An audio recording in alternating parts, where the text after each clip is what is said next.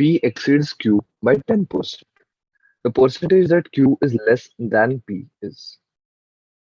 Let's assume Q as 100. So therefore, P becomes P exceeds Q by 10%, so P becomes 110. Now we can see that Q is less by 10.